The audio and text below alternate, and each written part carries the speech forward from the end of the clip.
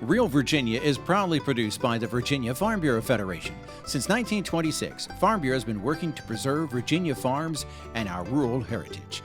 Visit our website at vafb.com. Hello everyone, and welcome to Real Virginia, a show about Virginia agriculture and the people who produce the wonderful local products we enjoy. Brought to you by the Virginia Farm Bureau. Virginia farmers harvested record amounts of some field crops last year. Interested in adding hydroponics to your home garden experience? Chris Mullins shows us how to build your own nutrient tray. And we visit historic Appomattox County for our monthly county agricultural close-up.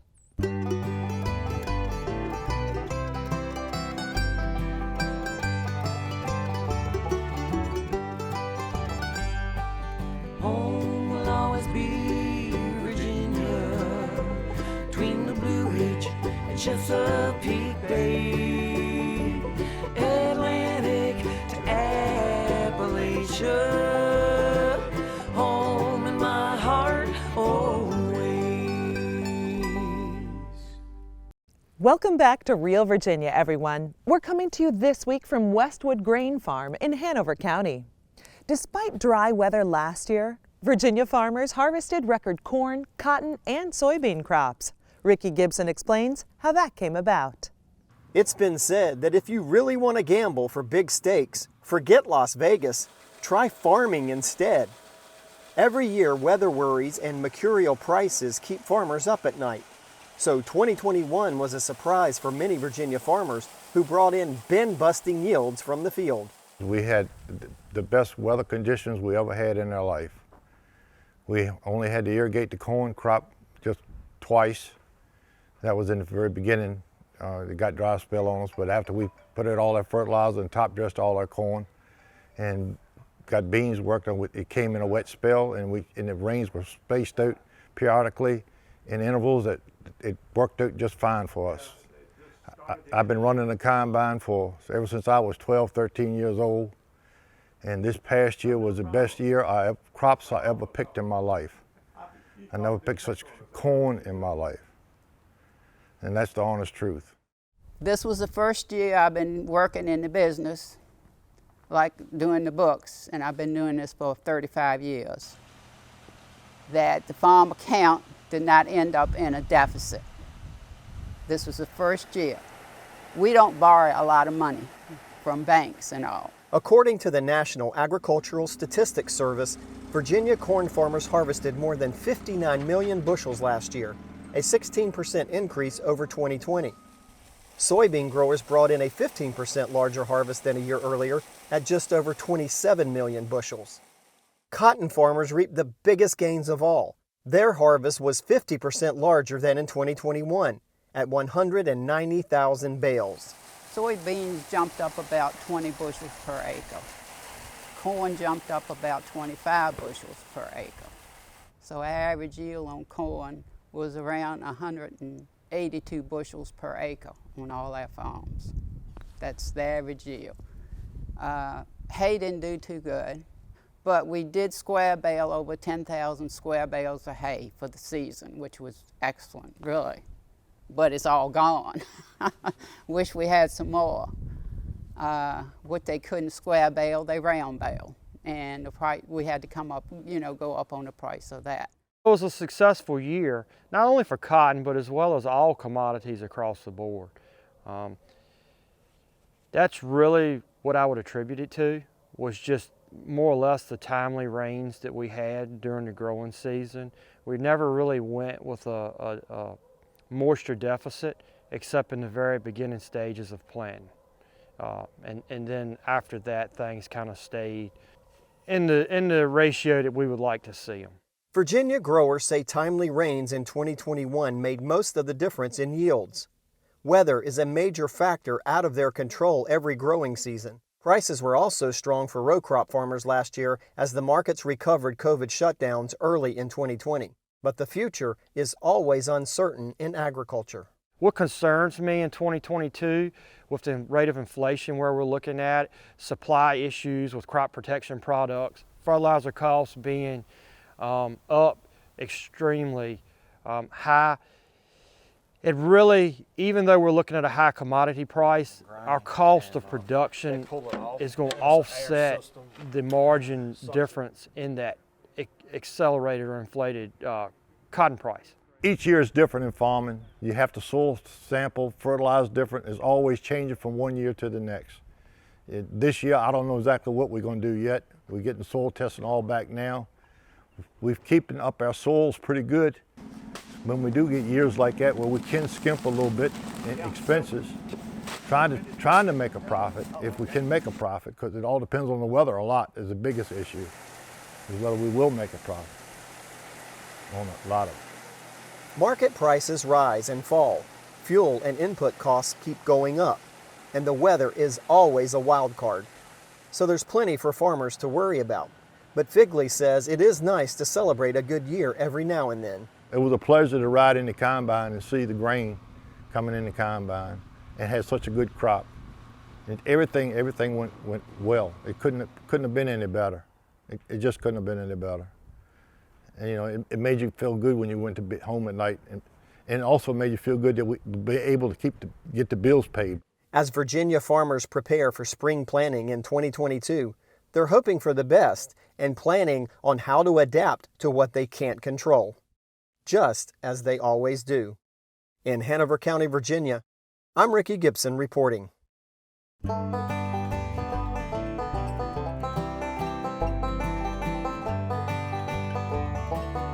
Corn has been an important crop in Virginia for more than 4 centuries. Native Americans raised it for food before the settlers arrived, and it continues to be a vital commodity today. A century ago, when Virginia was still primarily rural, farmers harvested 57.7 million bushels of corn. In 2021, total corn production in the Old Dominion came to 59.2 million bushels. But there were more than 186,000 farms in Virginia then, compared to 42,300 today. In 2020, Virginia's corn crop contributed more than $210 million to the farm economy, second only to soybeans. Hi, today we're going to be talking about how you can build a home hydroponic unit for yourself from the ground up. Please stay tuned.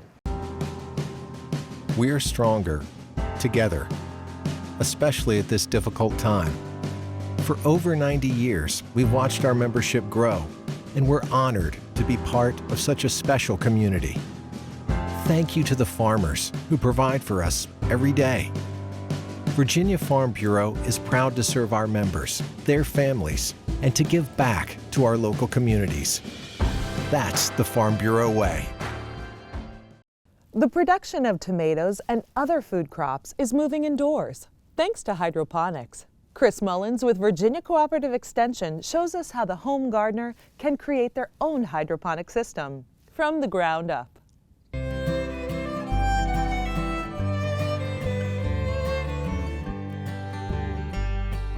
Hi and welcome. Today we're at Virginia State University's Randolph Farm, and we're going to be talking about hydroponic systems. And this is an example of one. We're growing this nice Bibb lettuce in this more commercial scale hydroponic system. And basically this just means that we're growing plants without soil. We've got nutrient solution that's flowing under these plants and bathing the roots in those nutrients, or those elements that they need. And like I said, this is more of a commercial system, but I wanted to show you how you might be able to build a system like this for yourself. Let's go take a look at that now. Okay, so this is the DIY hydroponic unit I was talking about. Very simple, very basic, but it's something that you can build yourself. All the parts and pieces and materials came from one of the home improvement warehouses that you see around wherever you live. What this will produce is about 1 head a day, which is a pretty good amount for a family. It doesn't take up a big area. It's about 3 feet wide and about 6 feet long. But what you will need to grow plants in here is to be maybe in a greenhouse like this, or a much smaller one of course, or maybe be indoors with grow lights, and the plants can do very well that way. So it's very simple the way it works. We have just a simple tote over here that we put fertilizer in, water-soluble fertilizer, and there's a small pump in here. It pumps up that nutrient solution to this side of the pipe, and we've got these little tubes right here that are inserted in these pipes, and these are just 2-inch PVC pipes. And the plant spaces are right here as you see. They're just drilled into here. So when we would plant this, the plants would just go right there. The nutrient solution would flow through here.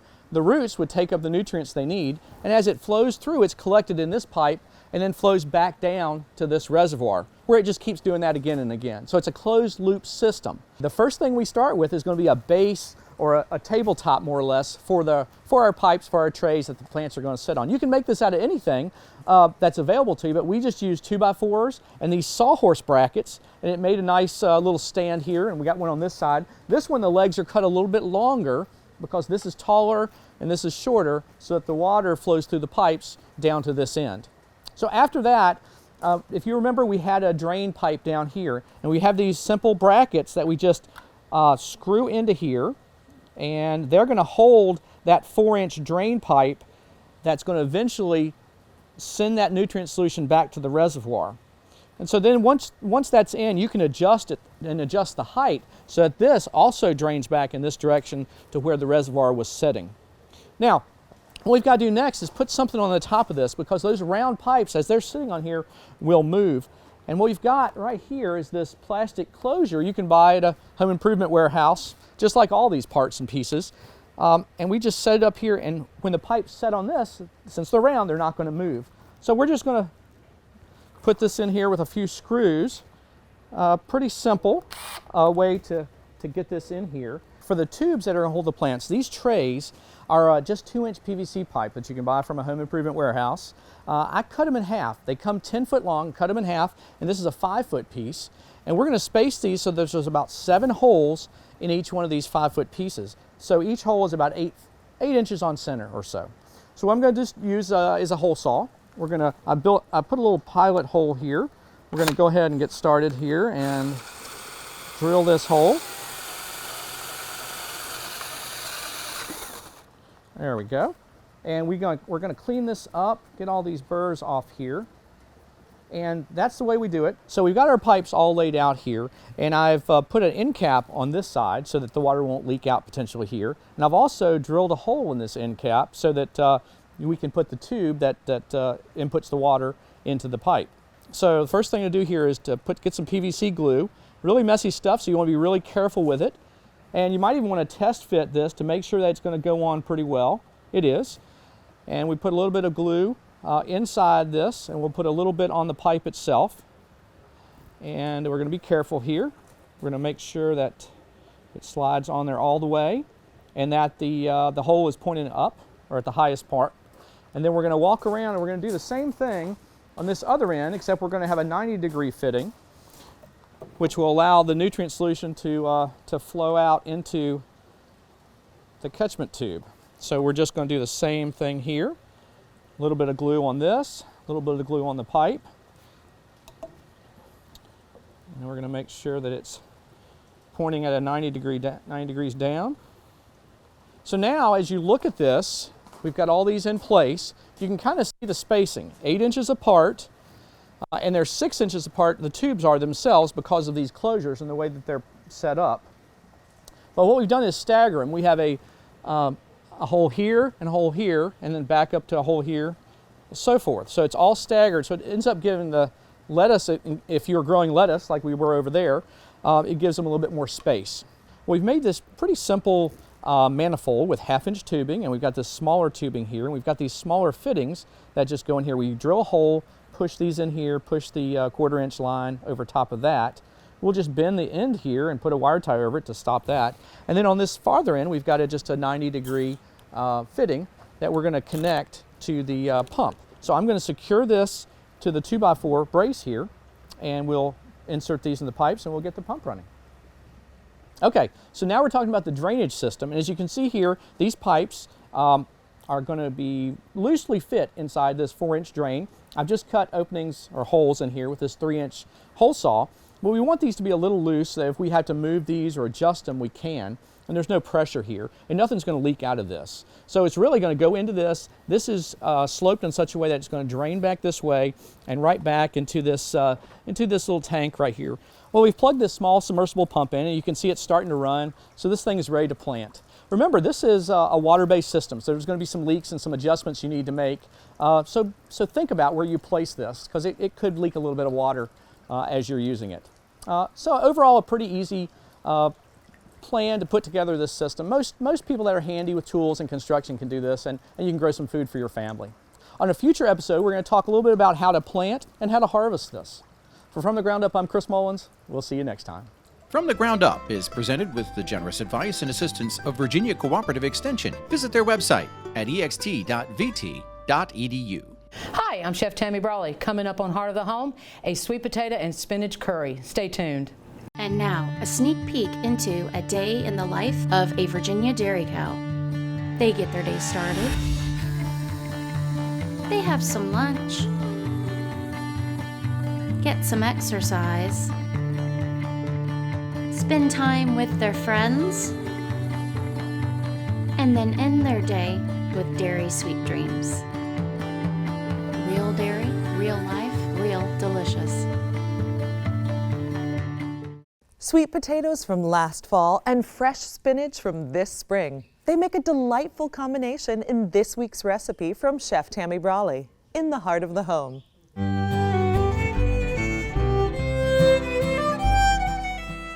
I'm Chef Tammy Brawley from the Green Kitchen. Welcome to Heart of the Home. I'm going to show you guys how to do a delicious curry stew today. I love doing this recipe. It's nice and hearty. I'm a huge fan personally of coconut milk. We're going to be using some of that.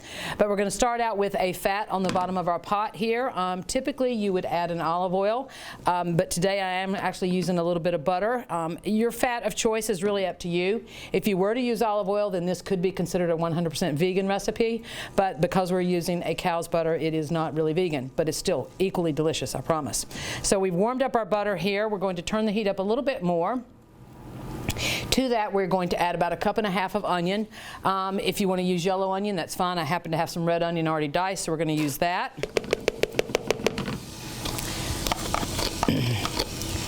We're going to move the onion around. As soon as this heats up a little bit higher, then it'll start cooking pretty quickly. And you just pretty much want to soften it. We're going to come back and we're going to add some chopped garlic and some chopped ginger. You just want this to be nice and fragrant. You wouldn't want to add the garlic and the ginger at the beginning versus the onion because it would tend to burn, but the onions tend to, after they've softened, they tend to keep keep the garlic and the ginger from burning.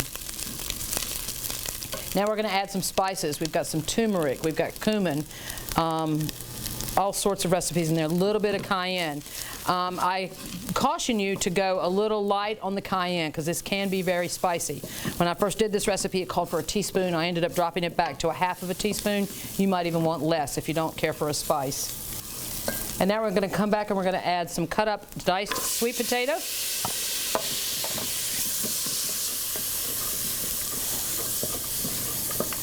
Coat your sweet potatoes that you've already diced up. And you're going to come back and add some either finely diced or crushed tomatoes.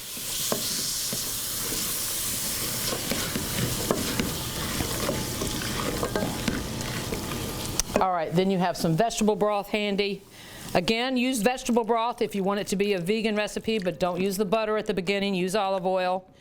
If you want to go ahead and choose chicken stock over vegetable broth, that's totally fine.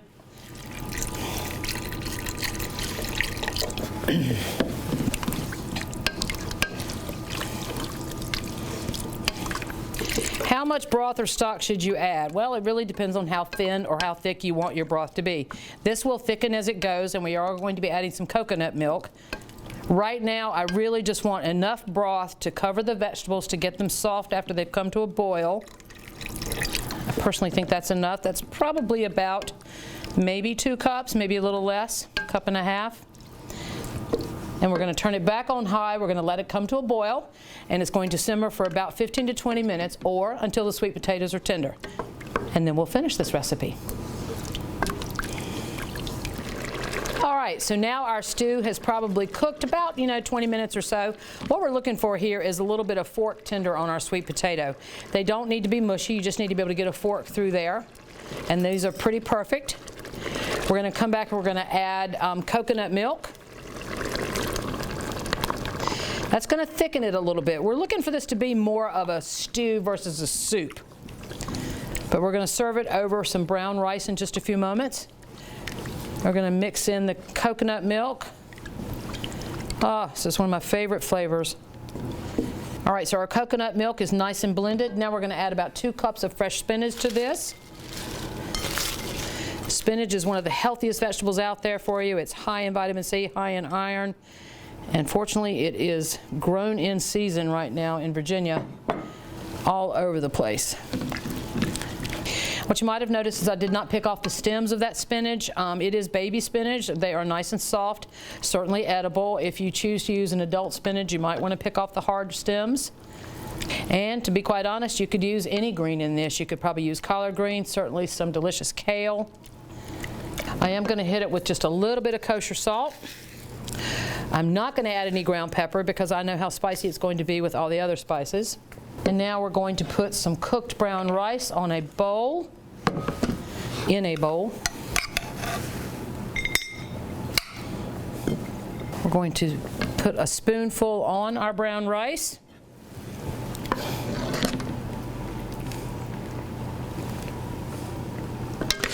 Gorgeous color going on here. We've got that red onion, we've got the yellow or the orange sweet potato, we've got that beautiful spinach.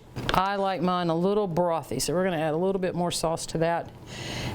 We're going to come back and we're actually going to top it with some homemade garam masala. Garam masala is an Indian spice. It's a combination of various spices. What I like about it is that we toast our whole spices, put it together in a grinder, and then keep it on our spice shelf. And it adds a nice little nutty texture to it. And there you have it, a sweet potato and spinach curry. I'm Chef Tammy Brawley from the Green Kitchen. Join us next time on Heart of the Home. Recipes from the Heart of the Home can be found on the Virginia Farm Bureau website at vafb.com/recipes, as well as on Chef Tammy Brawley's website at greenkitchenrichmond.com.